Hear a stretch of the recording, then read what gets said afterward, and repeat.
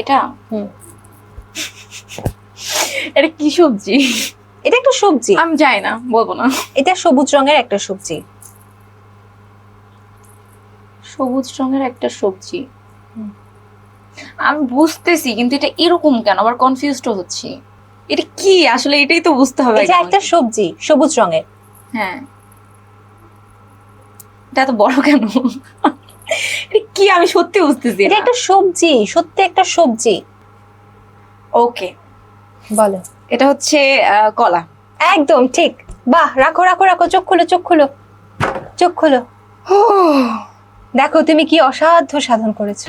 আয়াত রহমান, আরে ভাইয়া তুই এটা কি করলি? হ্যাঁ, চিনুস না এটা? এমন ভাবে ধরস মনে হইতাছে মানে জনম জনমের তোর সাথে ওর পরিচয়, বুঝছস নি? এইভাবে এভাবে ধরে তুই কি দেখস, মানে কি, মানে বুঝতেছস না কি কিছু? বেগুন সেগুন নিয়ে তো মনে কর কি বলবো আমি, হ্যাঁ? আরে কলা, মানে এটা খুব পছন্দ হয়েছে, এটা মনে হয় অনেক বড় না? পছন্দ হওয়ারই কথা, কারণ এটা আবার ওই বেগুনের থেকে ভালো যত সম্ভব, আর সাইজটাও তো দেখতে বড়ই দেখা গেল। হ্যাঁ, তা তোমার পছন্দ হয়েছে বুঝতে পারছি। হ্যাঁ, তো বিষয়টা হইলো এ লাইরা সাইরা শেষ পড়তে যাইয়া বলো এটা কলা। হ্যাঁ হ্যাঁ, মানে তুমি তো এগুলো ইউজ করো ভাই, তুমি এক কথাই বলে দিতে পারো, একটা কনফিউশন করার কি দরকার, তো অভিনয় করার কি দরকার ভাই? তো এখানেও কি অভিনয় দেখাইতে হইব?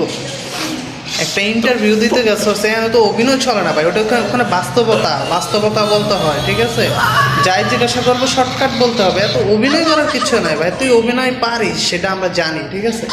খুব অভিনয় করতে পারিস, যেমন কি কক্সবাজার ওখানে সেখানে যায় খুব অভিনয় ওই কি। আচ্ছা যাই হোক, তোমাদের ভিডিওটা কেমন লাগছে অবশ্যই কমেন্ট করে জানাও। আর আমাদের আয়াত রহমানের সম্বন্ধে যদি তোমাদের কিছু বলতে মন চায় অবশ্যই কমেন্ট করে বললে যাবে, ঠিক আছে? তো বাই বাই, টাটা।